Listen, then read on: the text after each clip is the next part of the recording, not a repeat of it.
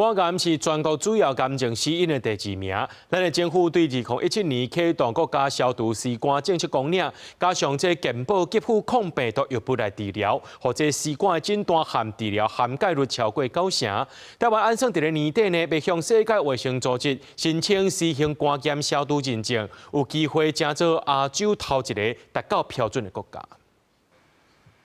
2017年，政府启动国家消毒尸肝政策纲领，伫健保给付抗病毒药物，也甲扩大推动体检了后，台湾尸肝防治成果交出真赞的成绩。卫福部证实，要向世界卫生组织申请4型肝炎消毒认证。整个诊断跟治疗涵盖率已经突破90%。今年年底，我们预计向世界卫生组织正式申请尸肝的消除认证，将会成为亚洲首个达成消灭尸肝的国家。那尸肝防治有成，所来卫福部要甲重点放伫美肝防治，因为国内差不多有150万至200万美肝带源者，而且死亡率悬，死亡率是每10万人达到23.7人，比日本4.82人，也甲新加坡6.3人拢较悬。目前卫福部要研究放宽美肝用药的条件，等专家议定会议通过了后，就会当上路。医师指出，美肝甲尸肝传染路线拢是透过血还是体液，症头拢无明显，敢若少数患者会发烧还是出现黄痰的症头。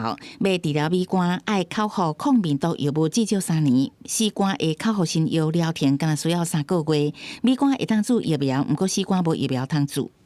固定疗程，它困难的点就是停药以后会复发，复发其实对病人是好的，因为现在药物不够完美，复发的本身就是刺激这个宿主他自己的免疫功能去杀藏在细胞核里面的病毒，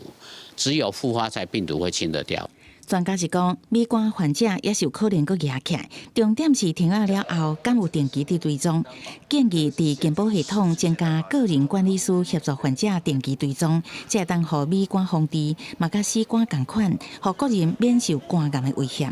公司新闻采访报道。